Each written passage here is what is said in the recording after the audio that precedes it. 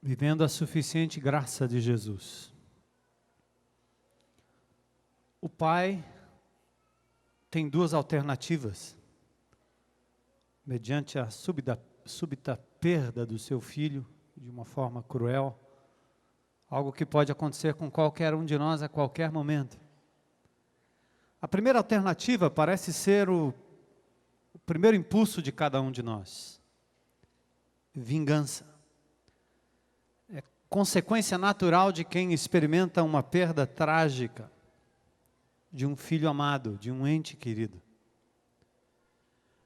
No desespero, o mínimo que pensamos é: eu não sei o que eu faria se eu tivesse a oportunidade de estar frente a frente com o delinquente. Eu não sei o que eu faria. Com isso, eu e você revelamos o nosso senso de vingança imediata, algo que está dentro de cada um de nós.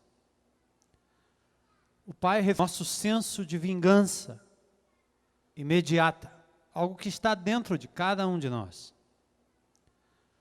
O Pai refletiu um pouco mais. E vem a segunda alternativa.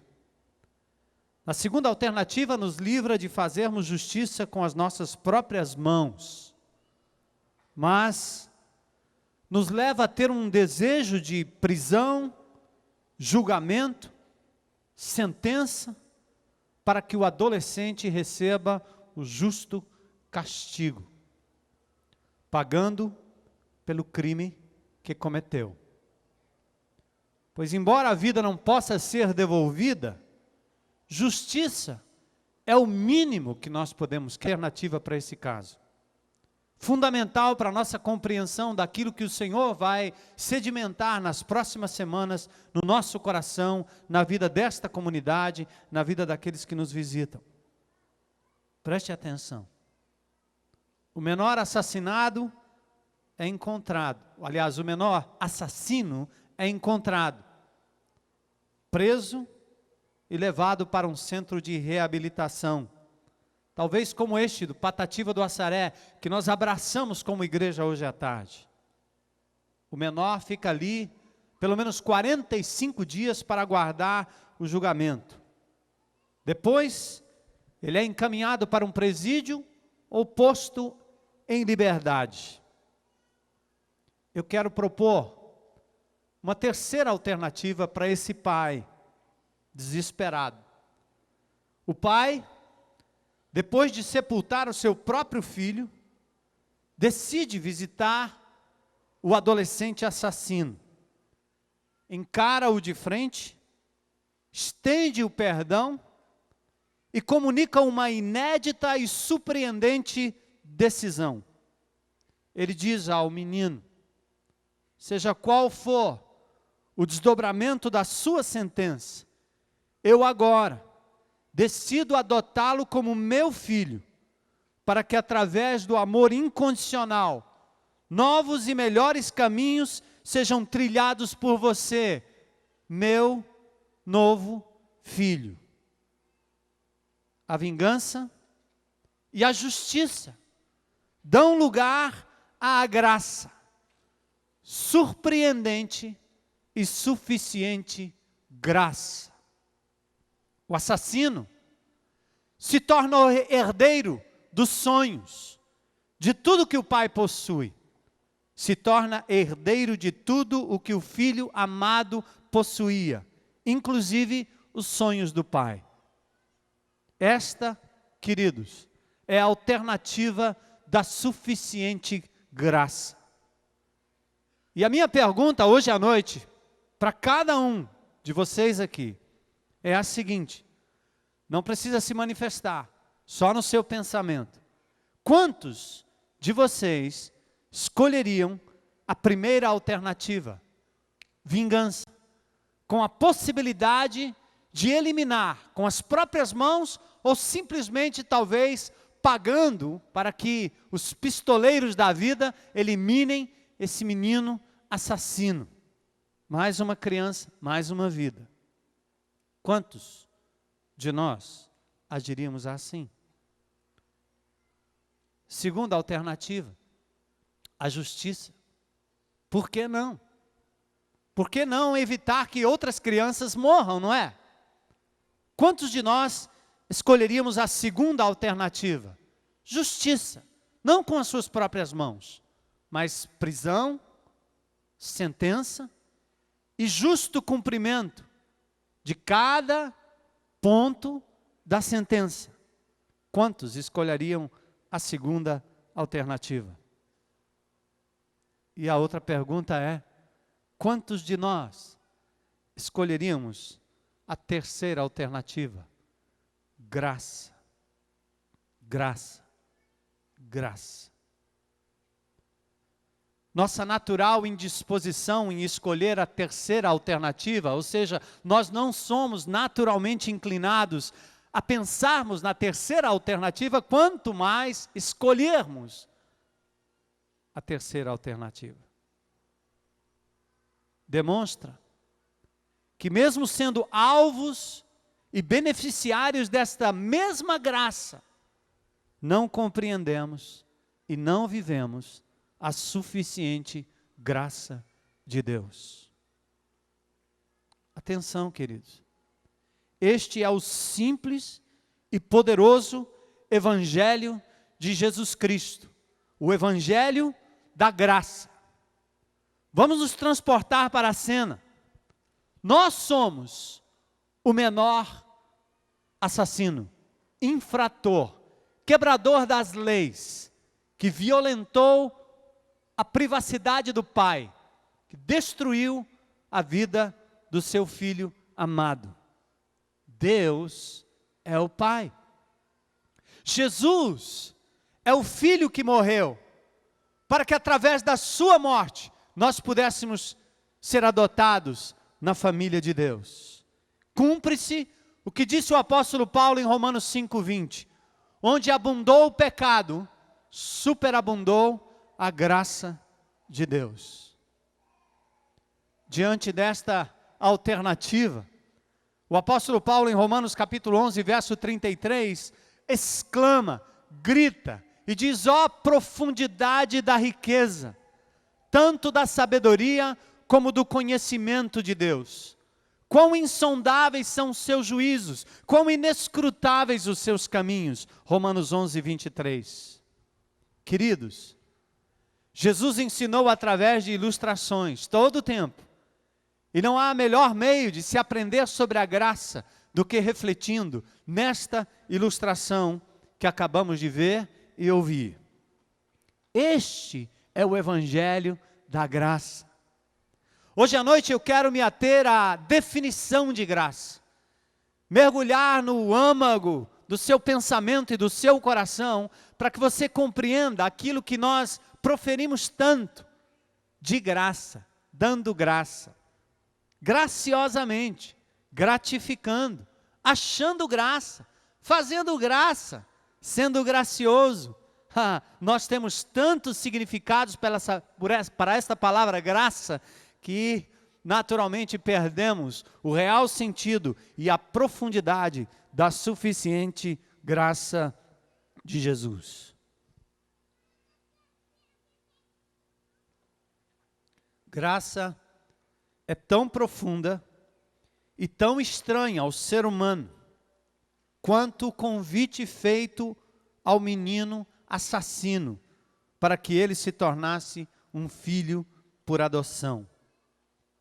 Graça é favor imerecido, impagável. Vocês imaginam a mente e o coração dessa criança que acabara de cometer um latrocínio, roubo seguido de morte.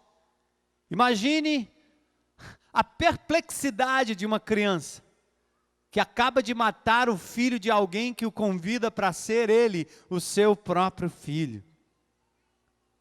Sabe por quê? É tão chocante, porque fomos tão programados para pagar, retribuir, devolver. Fomos programados para merecer coisas dos outros e de Deus. Fazemos por merecer, que embora sejamos alvos da graça divina, insistimos em pagar o que já foi pago, ao invés de simplesmente sermos gratos, eternamente gratos, pela suficiente graça de Deus. Tito 2:11 diz: porquanto a graça de Deus se manifestou salvadora a todos os homens. E sabe, meus amados irmãos, eu fui tão impactado por essa palavra algum tempo atrás, que eu percebi que os meus anos de cristianismo estavam, na verdade, engolindo o conceito de graça e diminuindo o poder da graça para aumentar o poder da autossuficiência humana. Paulo adverte aos que começaram crendo no evangelho da graça e logo passam a viver um outro evangelho. Aquele do mérito, aquele evangelho humano, onde o orgulho tenta pagar por aquilo que o Pai fez em Cristo Jesus. Paulo diz em Gálatas 1:6, admira-me que estejais passando tão depressa daquele que vos chamou da graça de Cristo para um outro evangelho. Este outro evangelho foi o que levou Lutero, no século XVI, a colocar 95 teses à porta daquele que tinha poder, daquele que tinha o poder político e religioso da época, para denunciar a venda de indulgências. Porque o povo estava sendo ensinado a pagar pela maravilhosa e suficiente graça de Deus. Paulo ainda afirma, e nós, na qualidade de cooperadores com ele, também vos exortamos a que não recebais em vão a graça de Deus. 2 Coríntios capítulo 6, versículo 1. No contexto, Paulo fala do ministério da reconciliação. E diz, aquele que não conheceu o pecado, ele o fez pecado por nós, para que nele, e só nele, fôssemos feitos justiça de Deus. Amados, graça é favor imerecido. E eu quero propor hoje à noite 3 elementos no Evangelho da Graça, que são fundamentais para a sua compreensão. Há muito mais, nós vamos ver muito mais nas próximas semanas. Vamos ser confrontados com a nossa própria soberba, a nossa autossuficiência, à medida que vamos compreendendo ainda mais a graça, maravilhosa graça desse Deus que nos amou incondicionalmente. Há 3 elementos no Evangelho da Graça que eu quero enfatizar hoje à noite. O primeiro deles, nós matamos o Filho.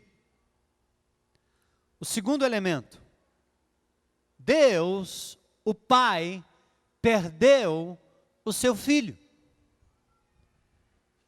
O terceiro elemento, Jesus é o Filho que morreu para que fôssemos adotados como filhos de Deus. Este é o Evangelho de Jesus Cristo. Qualquer coisa além disso, a Escritura mostra que é um outro Evangelho, e não o Evangelho do Senhor Jesus Cristo. Primeiro, vamos elaborar um pouquinho mais na nossa identidade com esse menor infrator. Este é o ponto nevrálgico hoje à noite. É o ponto importante de todo o argumento, esse primeiro ponto. É chocante admitir o amor do Pai. É comovente ver o assassino se tornar um herdeiro. Mas o pior de tudo é associar a minha vida com a vida daquele que matou o Filho. A morte, o assassinato nos choca. A atitude do Pai é comovente. Mas o que mais nos perturba, como crentes em Cristo, como seres humanos, é o fato de sermos confrontados com a verdade de que nós matamos o Filho. Que nós somos exatamente esse menino infrator. Consideramos-nos tão bonzinhos que a graça logo se torna para nós uma obrigação de Deus para conosco. Deus é obrigado a nos dar coisas, presentes, saúdes, vitórias, tantas coisas, só porque nós somos bons, merecemos alguma coisa. Eu alcancei uma graça, dizem alguns. E logo nessa frase está o mérito, porque rezou, porque orou, porque buscou, porque se penitenciou, porque andou, porque carregou, porque fez. Mesmo o povo de Deus, que anda com Jesus todo o tempo, como Judas andou, como Pedro andou, como Tomé andou, mas logo vão se esquecendo dos méritos de Jesus e transferem os méritos para cada um de si mesmo, por si só, para si mesmo, para dizer, afinal de contas, eu mereço alguma coisa, não é verdade? Eu matei o filho, mas e daí? Eu estou aqui agora. Será que não há algo de bom em mim para que eu mereça o cuidado, o carinho, a proteção, as benesses desse Deus maravilhoso? Será que Ele não me vê? Onde Ele está? Será que Ele não me enxerga? Será que Ele não percebe quão bom eu sou? Pasmem, queridos. Cristianismo nos ensina que nós somos iguais àquele assassino. Religião nos ensina que nós somos bonzinhos o suficiente e que a morte de Cristo não tem todo esse valor que nós pregamos. A religião nos ensina que nós devemos e podemos fazer por onde? Aliás, os não religiosos e espiritualistas até dizem que há algo de bom dentro de nós, há um Deus dentro de nós, mesmo com a arma na mão, mesmo com a mentira na boca, mesmo com a sujeira no coração, mesmo com o desejo de vingança, mesmo com a infidelidade, mesmo com a injustiça rolando nos nossos negócios. Nós ainda nos achamos bons e a religião nos ensina exatamente isso. Eu protesto hoje à noite e digo em nome de Jesus que este é um outro evangelho. Consideramos-nos tão bons, contabilizamos méritos ao invés do humilde reconhecimento da suficiente graça. Por isso, somos relembrados por Deus em toda a Escritura. Romanos 3,10. A Bíblia diz, não há um justo, nem sequer um. Pausa. Você jamais compreenderá o amor de Deus e a graça de Deus se você não compreender, não admitir e não aceitar o que a Bíblia diz acerca da nossa condição. Não há um justo, nem sequer um. Paulo ainda diz, inspirado pelo Espírito Santo em Romanos 3,23, todos pecaram. E a palavra de Deus diz que o salário do pecado é a morte. Todos pecaram. Por isso, somos relembrados na Escritura. Somos relembrados daquilo que Pedro disse em Atos, no capítulo 2, verso 23, no capítulo 4, verso 10, ele diz, varões israelitas, vós o matastes crucificando por mãos de iníquos. Ele disse às autoridades, aos anciãos e aos escribas da sua época, Jesus Cristo Nazareno, a quem vós crucificastes. Pouco tempo atrás, na mostragem do filme A Paixão de Mel Gibson, a pergunta que se fazia na imprensa e na cabeça de todo mundo era, quem matou Jesus? Os judeus? Os romanos? A grande resposta é, eu, você, nós, seres humanos, matamos o autor da vida. Nós o levamos à cruz do Calvário. Porque ao Pai agradou dar o seu próprio Filho por nós. Foram os nossos pecados. Nós matamos o Filho e nos rebelamos contra o Pai. Se você puder, Pode abrir comigo em 1 Coríntios capítulo 15, verso 10, e eu vou dar o exemplo do apóstolo Paulo, que encara esse ponto importante de uma forma tão simples, mas tão profunda. Olha o que diz o apóstolo Paulo em 1 Coríntios capítulo 15, verso 10.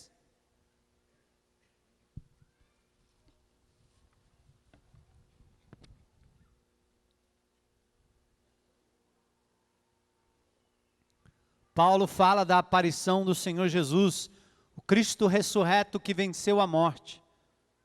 Ele aparece a vários irmãos, aparece aos apóstolos, aparece a algumas mulheres.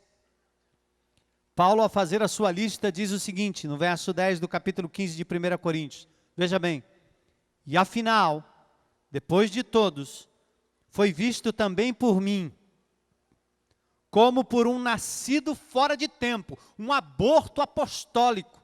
Paulo estava dizendo, olha, eu nem sei porque que eu sou um apóstolo, eu nasci fora de época. Depois ele diz, porque sou o menor dos apóstolos. Nascido fora de tempo, o menor dos apóstolos. Ele diz que mesmo não sou digno de ser chamado apóstolo. Postura completamente contrária dos religiosos da nossa época, que se autodenominam apóstolos. Paulo diz, eu não sou digno de ser chamado apóstolo, pois persegui a igreja de Deus, a ponto de consentir com a morte de alguns cristãos. Mas Paulo diz, pela graça de Deus, eu sou o que sou. É pela graça. Ele continua dizendo, e a sua graça que me foi concedida não se tornou vã. Aí ele diz, eu trabalhei muito mais do que todos eles. Mas aquilo que parece ser um ato de soberba, de prepotência do apóstolo Paulo, novamente é colocado ao chão quando ele diz, não eu, mas a graça de Deus comigo.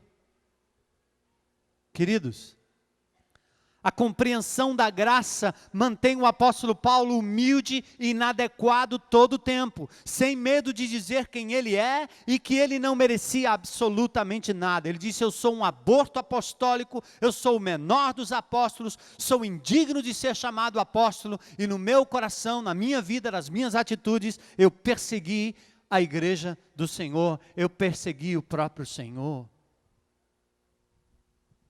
Paulo diz, o que eu sou é fruto do quê? Da graça. E quando Paulo se arvora a dizer que está fazendo alguma coisa pelo Evangelho, ele diz, não eu, mas a graça de Deus comigo. Queridos, nós estamos num ponto crucial do nosso entendimento sobre a graça. O que vai acontecer hoje no meu coração e no seu coração vai determinar o que o Senhor vai plantar e fazer florescer no seu coração nos próximos dias.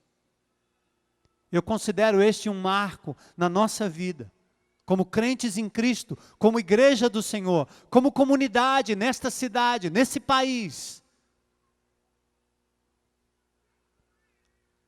Isso é tão profundo,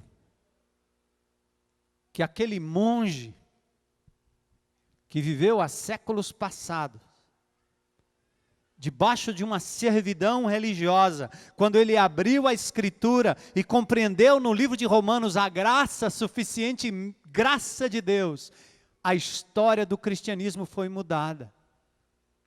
E nós hoje podemos viver o evangelho da graça do Senhor Jesus, porque homens como Lutero, Calvino, Melanchthon, Zwinglio, e tantos outros homens de Deus compreenderam o que é a suficiente graça de Deus. Queridos, de novo, o que aconteceu com o filho, o ato cruel daquele menino assassino, nos choca. A atitude do pai é um espanto. Mas a pior coisa ainda continua sendo admitir que nós somos o menino assassino. Não é à toa que a Escritura diz Em Tiago 4,6, em 1 Pedro 5,5, diz que Deus resiste aos soberbos, mas aos humildes concede a sua graça. Sabe por quê, queridos? Porque a soberba, a autossuficiência nos afasta de Deus. Nós nos tornamos o nosso próprio Salvador.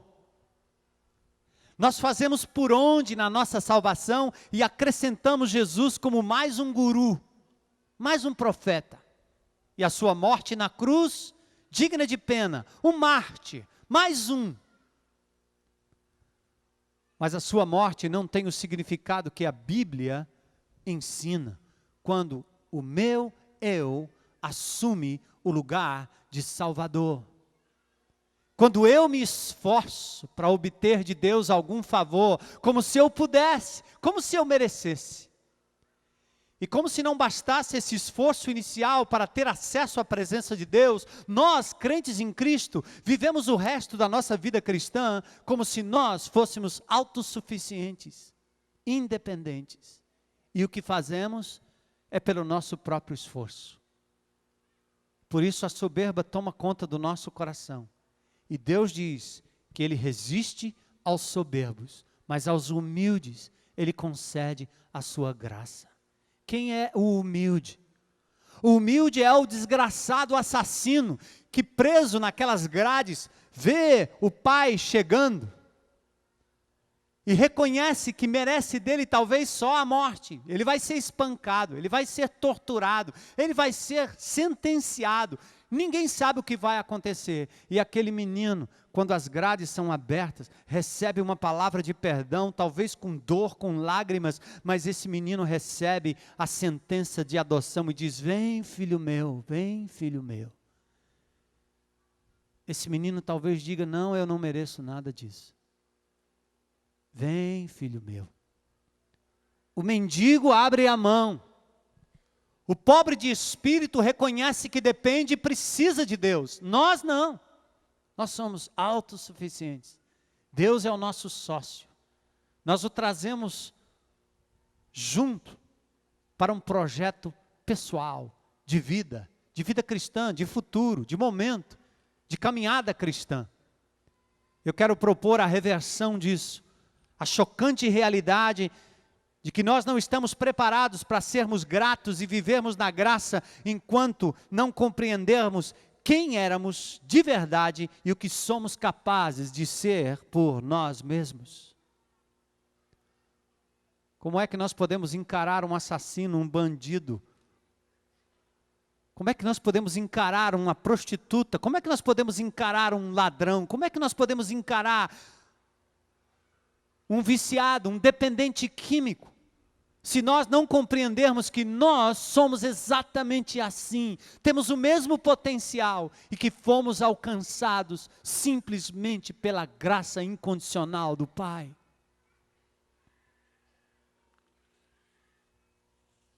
Nós somos o menino assassino.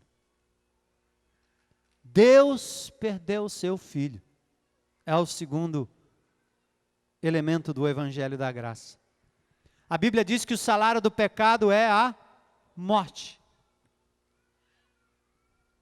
Jesus foi vítima voluntária que tomou sobre si a penalidade da morte para que nele tivéssemos acesso à vida.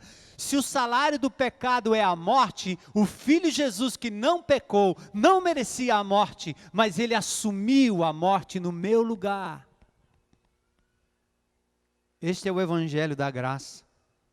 Isaías capítulo 53, versículos 5 a 10, nós temos frases dramáticas que diz que ele foi traspassado pelas suas transgressões. Ele foi moído pelas nossas iniquidades, pelos nossos erros, pelos nossos enganos, pelas nossas mentiras. O Pai fez cair sobre ele a iniquidade de todos nós. Ele foi oprimido, humilhado, ferido pela transgressão do meu povo. Ao Senhor agradou moê-lo, fazendo-o enfermar. Em Mateus 27, 46, ele grita na cruz do Calvário: Eli, Eli, lema sabachthani. O filho, tal qual aquele que entra pela porta, recebe a bala que poderia ter sido para o outro.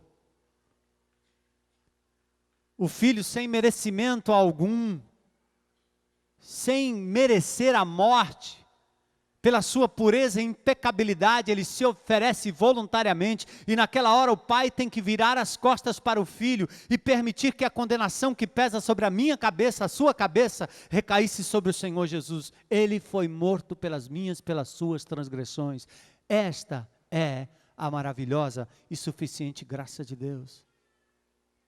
Sem mérito, irmãos. Um justo morreu pelos injustos. Romanos 5,8 diz que Deus prova o seu amor para com você, para comigo, pelo fato de ter Cristo morrido por mim, por você, sendo nós ainda pecadores. O sacrifício só faz sentido por dois motivos. Quem morreu não merecia morrer. Quem não morreu merecia morrer. Eu e você estamos vivos pela graça, suficiente graça de Deus. Terceiro ponto. Deus nos convida à adoção. O terceiro elemento do Evangelho da Graça. A graça vem de um coração de pai que decidiu amar o transgressor, o errado, o assassino, o traidor, o cruel, o mentiroso, o fraudulento, o autossuficiente, o viciado, o infiel, o perseguidor e tantos outros como nós. Nós vamos ver isso com mais profundidade. Talvez você esteja nos visitando aqui hoje à noite. Sabe o que dá a impressão quando você se aproxima de uma igreja evangélica? É que Deus está lhe chamando para ser um moralista. Uma pessoa boa. Que não faz mal a ninguém. E você fica lá fora dizendo, cara, para eu entrar nesse negócio aí eu tenho que me livrar de um bocado de coisa, para eu me tornar tão bom quanto esses bons irmãos que cantam glória e aleluia. Eu pensava assim. Até que você é confrontado com o Evangelho de Jesus, o Evangelho da graça diz exatamente o contrário. Vinde a mim, cansados e sobrecarregados, e eu vos aliviarei. Os médicos não são para os sãos, mas para os doentes. Cristo Jesus morreu pelos pecadores, pelos impuros, pelos sodomitas, pelos homicidas. Cristo morreu por aqueles que não prestavam. Jesus andou nessa terra cercado por líderes religiosos que se achavam tão bons quanto nós nos achamos. Mas Jesus também andou cercado de pecadores, publicanos, adúlteros, adúlteras. Ele foi censurado porque ele andava no meio de pessoas que não tinham nenhum mérito, nenhum crédito, que deviam tudo, que não tinham nada, que não mereciam nada. Tudo isso para demonstrar a profundidade da graça do Evangelho de Jesus. Igreja não é lugar para você mudar de um vil pecador para um pecador bonzinho. Nós vamos aprofundar isso na outra semana. Mas aqui é um lugar de graça suficiente para convocar o menino assassino para ser herdeiro de todas as coisas. Ele será transformado e constrangido, não por temor, não por imposição, não por regras, não por códigos, mas pelo amor do Pai. Ele fará as boas obras não porque Deus vai castigar, não porque os crentes censuram, não porque vão ser disciplinados, não porque o pastor está perto e ele vai ver. Não. Eles serão transformados e constrangidos pelo inesgotável e incondicional amor do Pai que diz, vem meu filho, vem. Você estava morto e eu te faço vivo para sempre. Você não tinha nada e eu te faço herdeiro de todas as coisas, Senhor. Quando é que nós vamos nos livrar do romanismo que nos chama de bonzinhos? Quando é que nós vamos nos livrar da religiosidade que nada mais é do que a idolatria do próprio eu, que entroniza o homem e o leva à cruz, como se viver nesse mundo já fosse um pagamento terrível. É o meu karma, eu estou pagando, eu vou resolver isso, mais cedo ou mais tarde eu vou fazer isso, eu vou pagar, eu vou pagar, eu vou pagar. E Deus está dizendo, está consumado, tudo foi pago. Vem, meu filho, como você está? Vem, minha filha, como você está? Recebe o abraço do Pai, entra para casa, eu vou lhe dar tudo, eu vou lhe revestir do melhor que eu tenho, eu vou te dar tudo que eu tenho. Aliás, eu te dei o melhor, eu dei o meu próprio filho por você. Vem, vem, vem.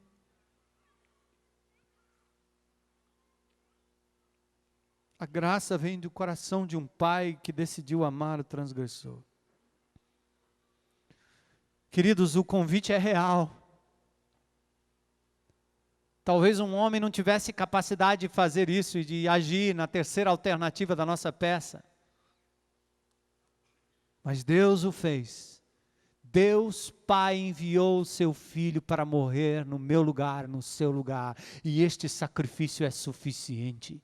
E quando Ele experimentou a morte por nós, Deus o ressuscitou dentre os mortos. O Pai o fez ressurgir para que Ele fosse o primogênito entre muitos irmãos. E nós não nascemos filhos, mas nos tornamos filhos de Deus quando cremos no convite do Pai para crermos no Filho como nosso único e suficiente Salvador. É pela graça. O convite é sério. O convite é sincero, é honesto, é cheio de graça. É de graça e sempre o será.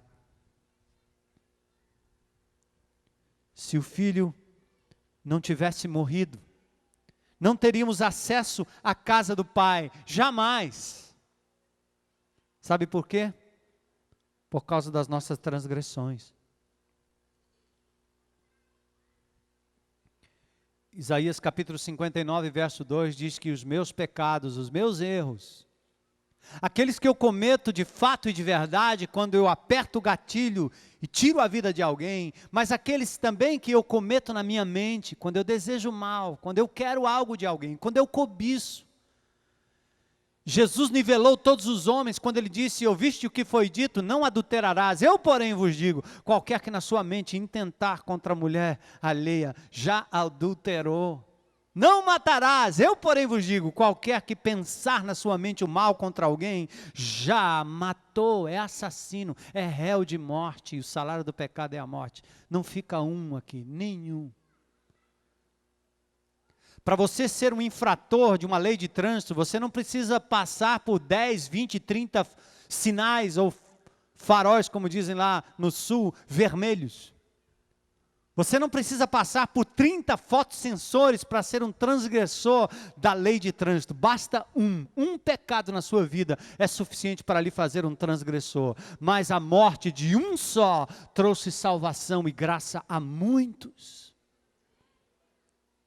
Hoje à noite a minha oração ao Senhor é que o nosso orgulho, a nossa soberba seja quebrada e que nós nos tornemos hoje dependentes do Pai e aceitando o convite do Pai que diz, vem filho, vem, você agora é meu filho, eu vou te dar um novo nome, eu vou trocar a sua arma, eu vou trocar a sua roupa, eu vou te trazer para dentro do meu reino, vem filho meu, vem. O filho legítimo, unigênito e amado, morreu, para que pudéssemos, mesmo sendo inimigos, sermos adotados como filhos e sermos herdeiros de tudo pela suficiente graça de Deus. Efésios 1:6 diz que Deus, em Cristo Jesus, nos fez agradáveis a si mesmo. Porque éramos inimigos, porque Deus é santo, porque o pecado nos separa dele.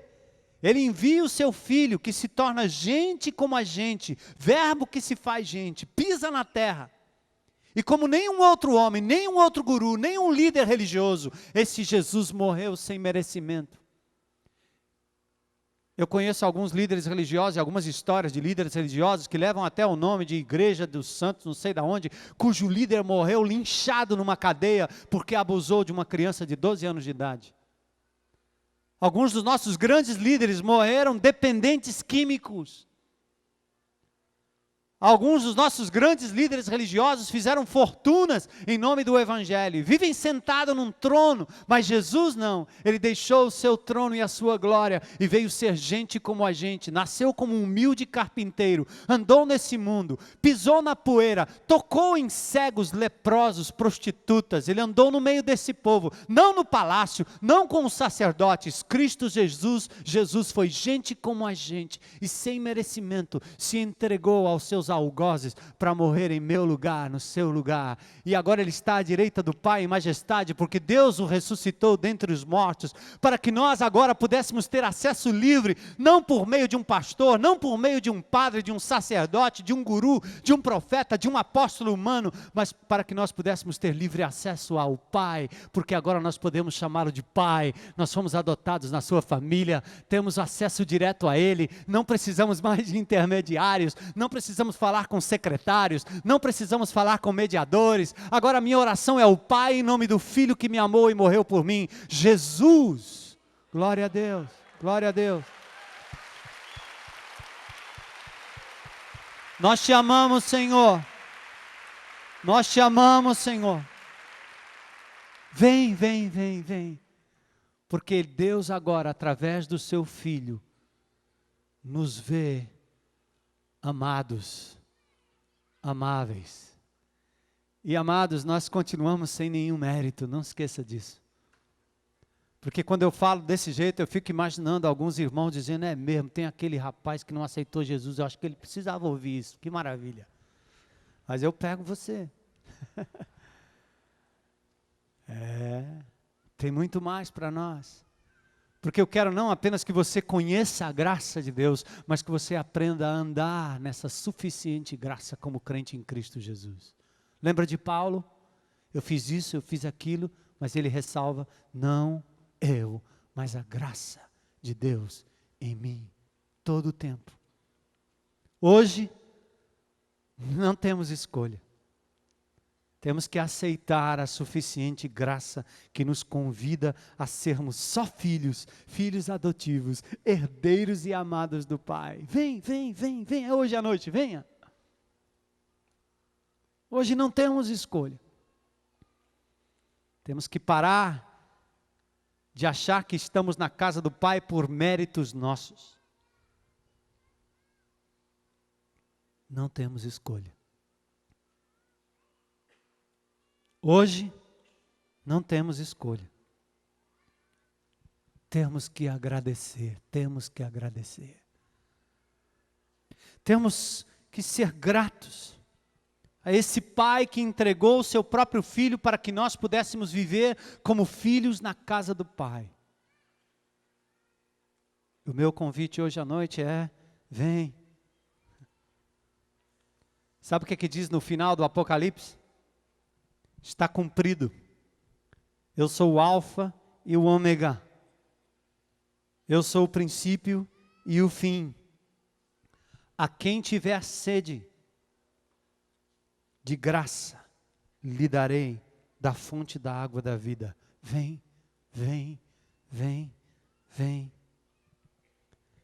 No Apocalipse capítulo 5, verso 12, a resposta dos humildes de espírito, dos quais é o reino dos céus, segundo Mateus 5:3, é a seguinte: com grande voz diziam, digno é o Cordeiro que foi morto de receber o poder, riquezas, sabedoria, força, honra, glória e ações de graças. Sabe o que é isso, meu amado? Eu ouço tantas músicas sobre a graça, eu vinha no carro hoje ouvindo uma música sobre a graça, e quando eu ouço o conteúdo daquilo, me dá a impressão que as pessoas não estão compreendendo de verdade a profundidade do que é a graça de Deus.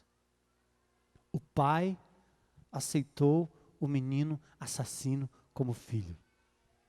Aquele menino não deixará de ser assassino, aquela marca vai ficar pelo resto da vida, mas agora ele é também filho amado, perdoado, para que ele lembre sempre da maravilhosa graça de Deus. Vem. Com grande voz dizia, digno é o Cordeiro. Por que isso? Porque Jesus foi o Cordeiro de Deus que tira o pecado do mundo. Você não recita isso todo tempo? Você não conhece essa frase? Conhece. João Batista disse, eis o Cordeiro de Deus que... Porque ele foi imolado, morto, sacrificado por mim e por você. E o meu convite é que você venha, se entregue a esse Cordeiro e aceite o convite para ser filho, definitivamente filho de Deus. Meu convite para você hoje à noite, que já tem Jesus como Senhor e Salvador, é que o seu coração seja inundado por ações de graça, porque este é o mover do Espírito em nós. Esta é a resposta natural de quem compreende a suficiente e maravilhosa graça de Deus hoje à noite. E nas próximas semanas eu quero convidar você a, junto comigo, crescer na graça e no conhecimento do nosso Senhor e Salvador, Jesus Cristo. A Ele a honra, a Ele a glória, a Ele o domínio, a Ele a força, não a minha força, a força é dEle. A riqueza, o que eu tenho, os meus bens, a saúde que me resta, é dEle. É viver cada dia na suficiente graça de Deus, reconhecendo que o que eu tenho não é meu, é dEle. Se alguma coisa provém de mim, não é de mim, é dEle. DEle, por meio dEle e para Ele são todas as coisas. Isto é reconhecimento da graça. Deus resiste aos soberbos, mas Ele dá graça aos humildes. Eu quero convidar você hoje à noite, meu amado, a refletir no que você ouviu, em nome de Jesus. A semente foi lançada no seu coração, e eu quero decretar aqui em nome do Senhor, que o inimigo de Deus não terá acesso a esse lugar. Como lá em Mateus 13, a semente não vai cair à beira do caminho, vai cair em terreno fértil hoje à noite, para que ela frutifique para a glória de Deus, no coração de todos que estão aqui hoje à noite. Aquieta-te na presença de Deus. E peça ao Senhor que inunde o seu coração de gratidão hoje à noite. Graças, graças, Senhor. Eu recebi a tua graça, eu aceito a tua graça, eu compreendo a tua graça, eu quero a tua graça, Senhor. E eu te dou graças. Gente, essa é a melhor resposta. Nossas orações não estão tão cheias de gratidão porque nós não compreendemos a nossa situação. Imagine aquele menor infrator entrando na mansão daquele homem, recebendo todos os brinquedos, todas as pranchas, todos os sonhos, todo o investimento. O que ele vai dizer todo o tempo? Abrir um sorriso desse tamanho e dizer, graças. Graças, obrigado pai, obrigado. Posso te chamar de pai? Ele vai dizer, pode chamar meu filho, pode chamar. Eu nem te conhecia direito, mas você nem me conhecia direito, mas você pode me chamar de pai. Você matou o meu filho, mas ele morreu para que você pudesse ter vida, e eu quero te abraçar como meu filho amado. Vem filho amado, vem filha amada, vem amada da minha alma, diz o Senhor. Vem, vem, meu filho Jesus morreu por você. Irmão, deixa o teu coração se encher de gratidão por aquilo que Deus fez, por aquilo que Deus fará nos próximos dias. Graça sobre graça.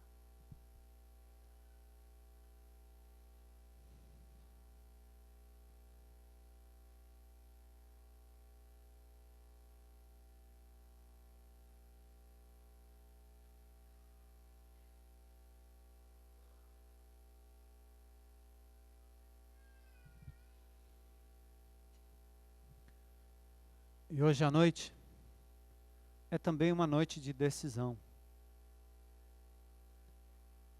Josué disse uma vez, olhando para o povo de Israel, escolhei hoje a quem sirvais. Ele diz, eu e minha casa serviremos ao Senhor. Até quando cocheareis entre dois pensamentos, né? Hoje à noite é uma noite de convite. A sua decisão não será em relação à minha pessoa. Eu sou tão pecador,